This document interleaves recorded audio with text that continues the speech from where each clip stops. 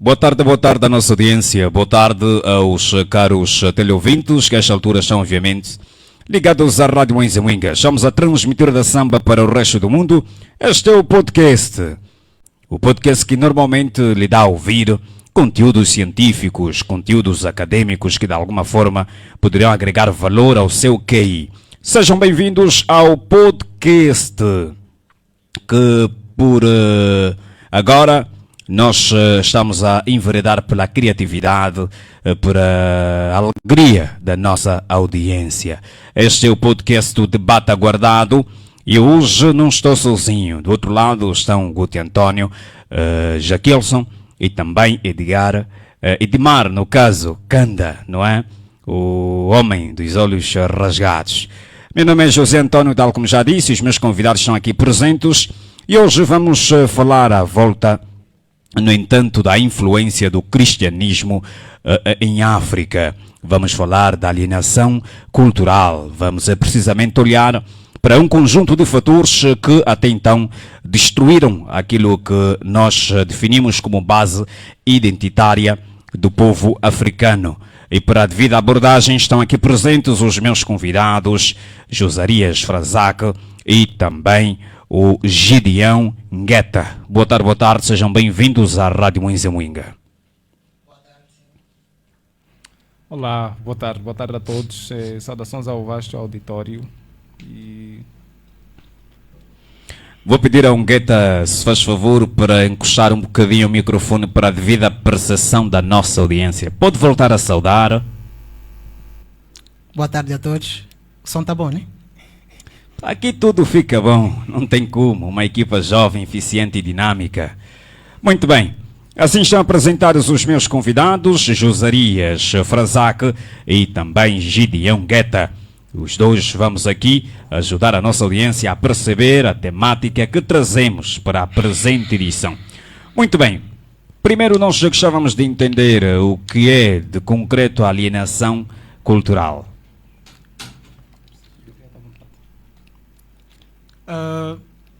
Alienação cultural, apesar de ter sido de ser um tema que muitas das vezes faz as pessoas confundirem com o que é a aculturação, é interessante dizer que a alienação cultural é um estágio em que um povo ou um indivíduo se sente distanciado daquilo que é a sua natureza no que tange à cultura. Quando o indivíduo se sente distanciado, não tem uma base de identidade, ele tem crise identitária daquilo que é o seu povo, ele está perante uma alienação cultural. Quando uma pessoa se irrita, por exemplo, quando alguém aponta um assunto, um material que ele deveria ter como base na sua identidade, então essa pessoa meio que está perdida, ele não sabe quem é. Diferentemente da aculturação.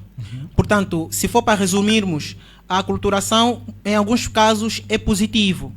É uma coisa muito boa e natural. Qualquer povo tem aquela de trocar ideias, trocar impressões, no que tange a música, a arte em si, a cultura material e imaterial. Mas a alienação cultural é mesmo o lado muito negativo. Não é nada positivo ser taxado como uma pessoa alienada.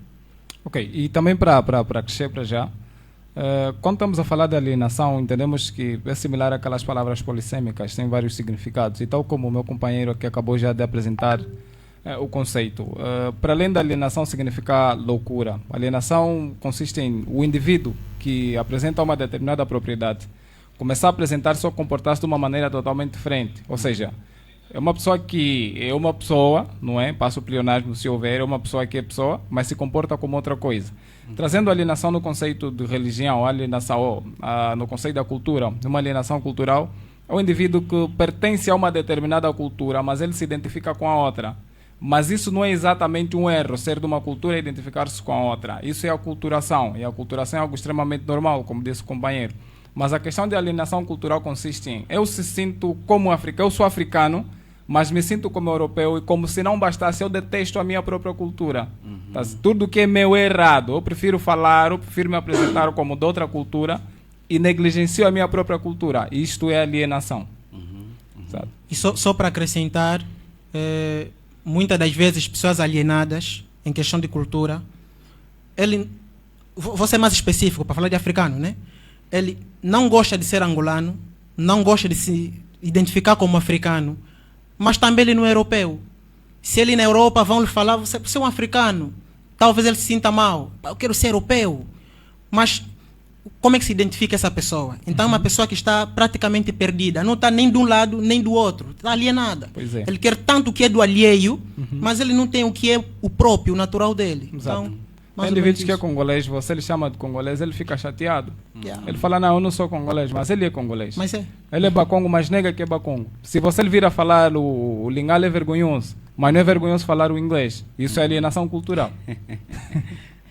Pois é. Exatamente. Portanto, é uma realidade bem patente hoje por hoje.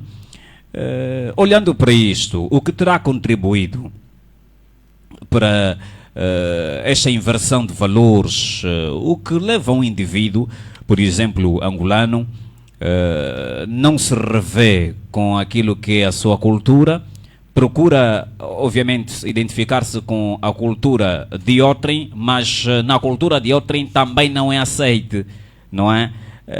Quais os fatores que contribuíram, que levaram a que a mentalidade do africano pudesse ir para este caminho?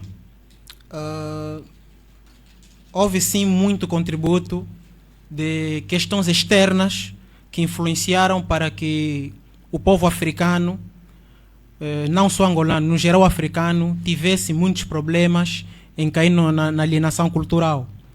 Primeiro é que houve a questão do colonialismo, não simplesmente, atenção, não estou a falar do primeiro contato que o europeu teve com a África, porque se nós falarmos do primeiro contato que o europeu teve com a África, foi um contato amigável. Não foi logo chegaram, desembarcaram, vamos vos colonizar, vocês agora são nossos dominados. Não. Foi uma cena muito amigável, troca de experiências, comércio e etc. Isso sempre existiu em qualquer contato de civilizações diferentes. Mas, a partir de que momento o africano começou a cair em alienação cultural? Desde o momento em que o africano passou a ser colonizado. E no processo do colonialismo, nós tivemos uma interrupção, nós tivemos uma destruição, tivemos uma usurpação de tudo aquilo que identificava o africano. Tanto na questão da educação, na questão da religião, a espiritualidade, a base da moral, a ética, a forma de falar, a visão de ver tudo que é vida foi afetado. Porque o colonialismo, ao entrar, precisava dominar a questão da mentalidade. Então, se eu quiser vencer esse povo, eu primeiro tenho que mudar a mentalidade dele. E eles conseguiram fazer isso muito bem. Então, o africano perdeu muito o que era de si próprio por meio do colonialismo, porque era tudo imposição. Ou você faz, ou você morre, ou você apanha. Então, eu não tenho opção, eu tenho que fazer porque estou a ser dominado. E caímos na questão da alienação cultural. E é isso que temos visto hoje, muitos africanos sem norte em questão cultural, sem preferência, sem gosto, e o processo foi mais ou menos esse. Muito bem. Josarias, uma vez que hoje já não somos colonizados em termos de exploração, não é? Porque existem dois tipos de colonização, não é? Mas a de exploração, onde está inserida a força, a isenção da liberdade, nós já não temos isto hoje por hoje. O que terá impedido a que os nossos ancestrais, uma vez independentes, pudessem recorrer às nossas raízes e procurar transbordar isto para gerações futuras? Ok.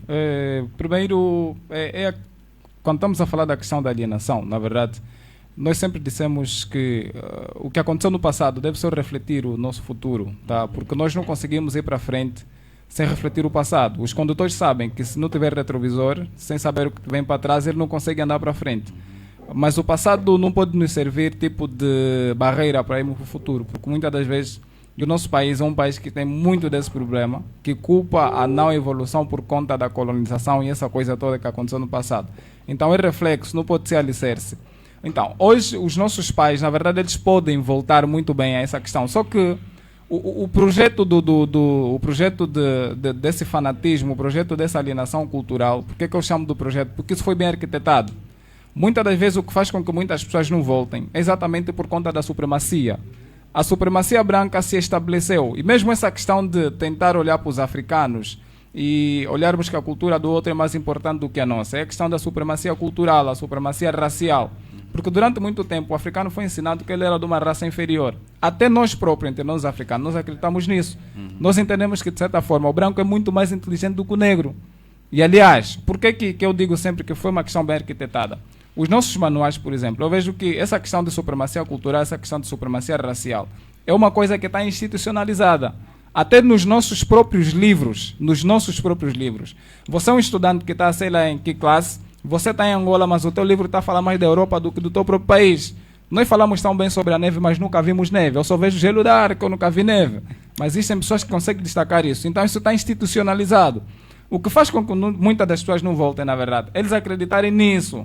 É algo que foi sistematizado no nosso sistema de educação, no nosso processo de ensino e aprendizado. Existem pessoas, sim, lá à frente, que por conta, não sei se é rendimento, do que é que se passa, mas eles insistem que nós precisamos viver naquele sistema colonial, nós não queremos nos libertar. E essa falta de vontade é que faz com que nós não voltemos às nossas raízes e continuamos presos no que os europeus, no que os nossos colonialistas queriam que fôssemos. Muito bem, muito bem.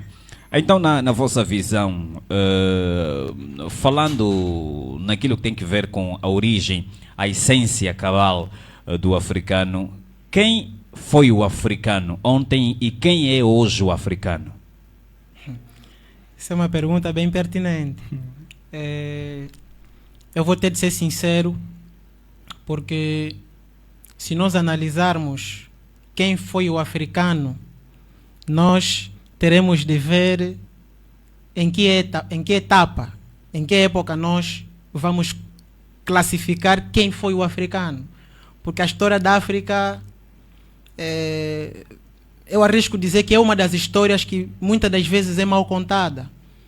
Se nós procurarmos ver quem foi o africano nos livros acadêmicos, nós vamos encontrar uma África que a história conta mais o lado da escravatura.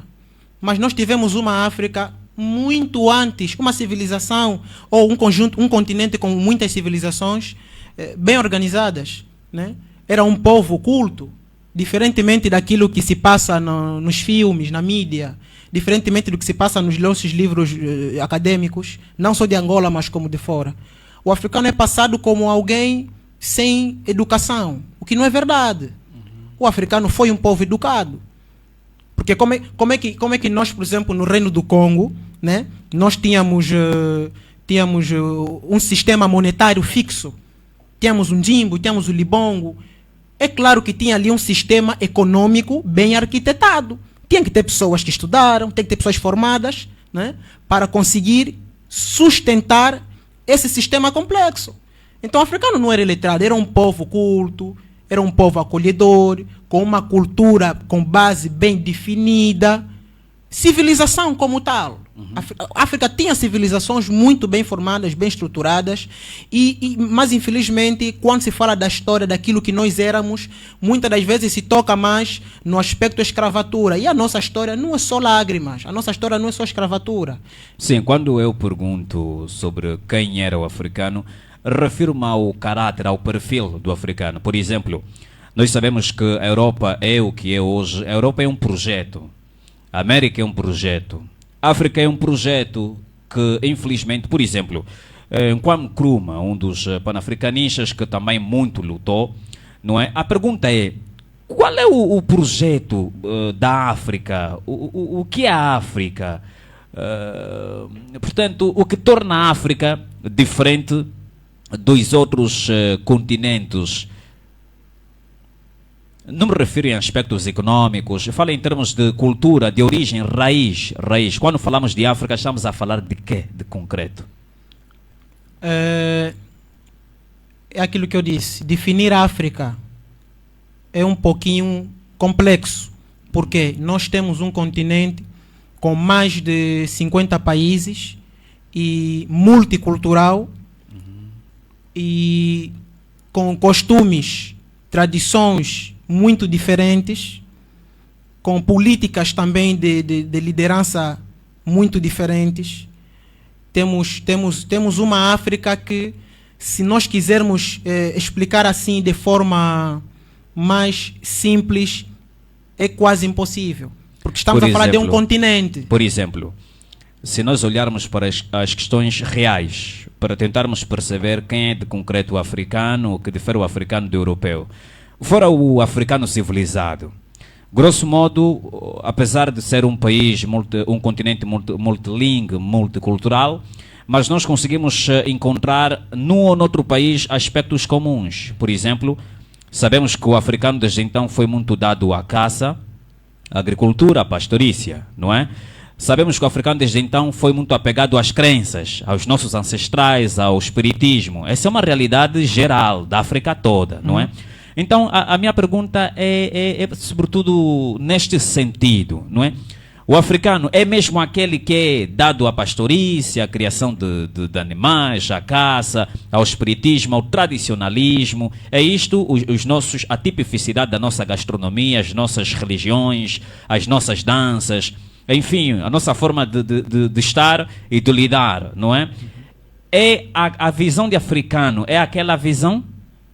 Bem, tipo dos mumuilas, mucubais, enfim, este é o africano? No meu ver, daquilo que eu tenho analisado, a África, apesar de ter uma multiplicidade de fatores que diferenciam um povo do outro, nós temos alguns pontos comuns. Só que esses pontos comuns dentro daquilo que é a nossa cultura, muitas das vezes está a definhar. Porque você citou muito bem, citaste os mumuilas, os mucubais, tem outros povos fora de Angola com características específicas, bem peculiares. Só que o que é que tem acontecido? Se nós notarmos bem, vamos ver que boa parte dessas pessoas que ainda mantêm um pouquinho aquilo que é a nossa base, a nossa raiz, são aqueles que estão distanciados das urbanidades. Geralmente aqueles que estão mais nas áreas periféricas ou nas áreas rurais. Estão aquém da globalização. Estão muito longe da globalização. Sim. Esses ali ainda conseguem manter um bocadinho aquilo que é a natureza do africano, na visão pan-africana. Né? Agora, a África desenvolveu. Se nós dissermos também que não, a África deveria ser sempre aquele continente, entre aspas, atrasados, e não é isso. Por exemplo, a Índia desenvolveu, a China desenvolveu, mas são países muito apegados às suas raízes. Quase tudo se revê nas suas raízes, independentemente da globalização. Portanto, eu agora vou fazer uma pergunta ao Josarias e depois eu gostaria que também o Gideão pudesse dar o seu parecer sobre esta pergunta que eu vou colocar. Existiram no passado alguns fatores que contribuíram para a perda da identidade do africano. A colonização, por um lado, não é? A questão da força, exército, enfim, a industrialização, sobretudo, passa o termo da indústria bélica, não é? E também a questão dos cavalos, materiais de guerra sofisticados. O africano foi dominado pela força. E fora isso, a religião também entrou. A religião teve um pendor, não é? Então, a pergunta agora aqui é... se por um lado, hoje por hoje, nós já não somos chicoteados, enfim, e se por outro lado nós já temos a liberdade de escolher as nossas religiões, defender as nossas crenças, por que continuamos assim até hoje? Ok, continuar assim em ponto de vista de quê? Um povo perdido, um povo sem norte, independentemente do colonizador ter saído, ter deixado o país, mas ainda continuamos reféns. Okay. É como se eles estivessem aqui, não há diferença nenhuma. Exato, porque a saída da verdade dos nossos colonizadores não foi uma saída total, foi uma saída parcial. Okay. Na verdade, por isso que no princípio, quando apresentaste o conceito de independência, na verdade o conceito de independência é muito amplo. Não é? Nós temos aqui um conceito de independência, um conceito superficial, muito parcial. Quando os europeus que colonizaram a África de várias formas se retiraram do nosso continente, na verdade, eles tiraram aqui a sua presença física, mas as ideologias permaneceram. A questão é, fez uma pergunta muito importante ao meu colega Gideon há pouco tempo. Qual é o projeto que, por exemplo, o Krumman, o projeto com Nelson Mandela? Porque eu estive a ler um pouquinho sobre a independência dos países africanos, especialmente sobre os países da linha da frente. Eu queria entender qual era o plano que os nossos heróis nacionais tinham para Angola, qual é o plano que os nossos heróis tinham para a África, qual é o plano que Agostinho Neto tinha.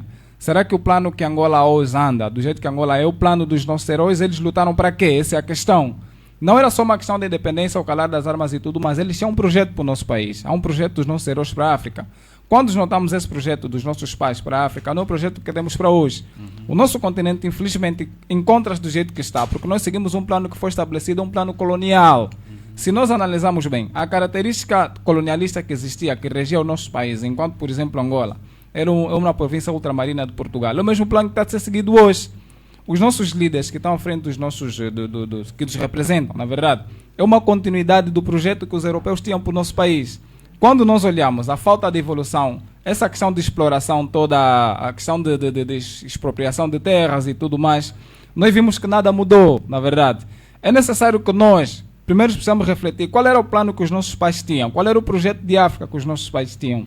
Quando nós entendemos o projeto de África, que é a África unida, que é a África um povo, uma só nação, na verdade, nós vamos conseguir ver uma África desenvolvida. Mas enquanto nós temos esses líderes, que não são representantes de África, mas são representantes dos nossos colonizadores, o nosso país, naturalmente, por toda a extensão, por extenso, toda a África continua do jeito que está. Porque nós não somos verdadeiramente independentes. Ainda somos colonizados, mas de uma forma indireta. Então, essa é a situação, essa é a explicação. Por que até hoje nós não marcamos avanço? Porque nós nos desviamos do plano, desviamos daquilo que era a ideia dos nossos pais. Nós já estamos basicamente, hoje infelizmente começamos um bocadinho tarde, mas nas próximas edições a direção já disse que vai reajustar o tempo, então vamos começar mais cedo, Okay. mais cedo. Por isso temos 5 minutos para terminar a conversa, vou deixar-vos 2 minutos para cada um falar de alguma coisa do qual eu não terei perguntado. 5 minutos. Tá bom. Bom, nas abordagens que eu gostaria de partilhar para o público, né? Porque essa é uma das minhas preocupações, é a questão mesmo do resgate dos valores e dos hábitos e costumes africanos. Isso vai englobar traços daquilo que é África na nossa roupa, na forma de se arrumar, na nossa gastronomia, na implementação das línguas nativas. Chamo línguas nacionais, ainda há outros falam, não, a língua nacional é mesmo português, mas pronto, vamos falar em língua nacional, tá? Nós precisamos de resgatar as nossas línguas nacionais, precisamos resgatar a nossa forma de ver a vida. Porque nós hoje estamos a viver uma realidade que não é nossa. Eu sempre digo, o africano muitas das vezes quer resolver o seu problema de visão usando a graduação do outro. E não funciona. Se eu tenho um problema de visão, eu tenho que ir consultar alguém para me dar a graduação necessária para eu poder ver bem, ver com clareza. Se eu usar a graduação do outro, não dá certo. E essa questão de querer resolver os nossos problemas com a graduação do outro parte desde a liderança até aos súditos, até o povo. Nós temos isso bem instalado, como dissemos, foi arquitetado para nós sermos assim. E vai a questão religiosa, vai a questão de espiritualidade. Enquanto nós estivermos sempre, digamos, a depender do ponto de vista do outro, em questão de ver aquilo que é a vida, nós estaremos sempre em grandes problemas daquilo que é identidade cultural. Por isso é que vocês veem o tema cristianismo versus panafricanismo.